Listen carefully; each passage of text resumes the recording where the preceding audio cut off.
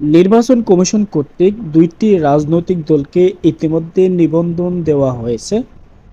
দলগুলো হলো বাংলাদেশ জাতীয় লীগ, অন্যটি হলো এনসিপি।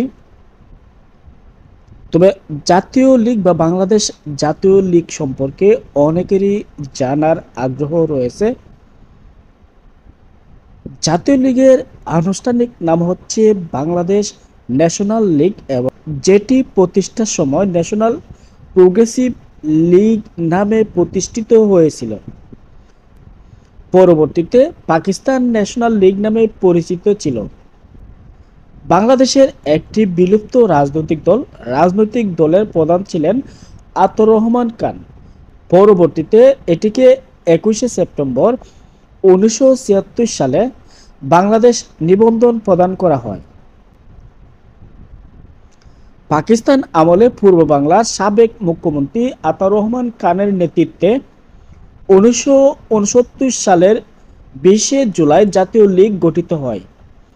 আতাউর রহমান 1970 সালের পাকিস্তানের জাতীয় পরিষদের নির্বাচনে অংশগ্রহণ করেন। ঢাকা-3 আসন থেকে তিনি তিনি নির্বাচনে প্রতিদ্বন্দ্বিতা করে পরাজিত হন। 1971 সালে বাংলাদেশ স্বাধীনতা যুদ্ধের পর 1973 সালে অনুষ্ঠিত নির্বাচনে প্রথম জাতীয় সংসদ নির্বাচনে অংশগ্রহণ করেন এবং জাতীয় লীগের হয়ে ঢাকা-19 আসন থেকে জাতীয় সংসদের সংসদ সদস্য নির্বাচিত হন। পরবর্তীতে শেখ মুজিবুর রহমানের নেতৃত্বাধীন বাকশালে যোগ দিয়ে কেন্দ্রীয় কমিটির সদস্য হন। শেখ মুজিবুর রহমানের মৃত্যুর পর বাকশালের বিলুপ্তি হলে তিনি জাতীয় লীগকে আবারও পুনরায় সুসংগঠিত করেন। 1979 সালে অনুষ্ঠিত দ্বিতীয় সংসদ নির্বাচনে তিনি ঢাকা-21 আসন থেকে সংসদ সদস্য নির্বাচিত হন। 1983-84 সালে 7 দলীয় জোটের অন্যতম সদস্য হিসেবে এরশাদ বিরোধী আন্দোলনে শরিক হন। পরবর্তীকালে মত পরিবর্তন করে এরশাদ সরকারের মন্ত্রিসভায় তিনি যোগদান করেন।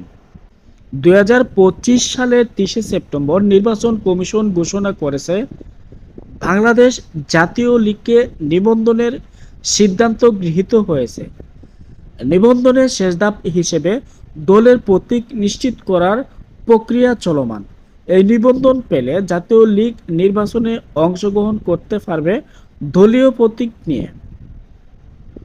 অনেকেরই অনেক কৌতূহল ছিল বাংলাদেশ জাতীয় লীগ সম্পর্কে জানার।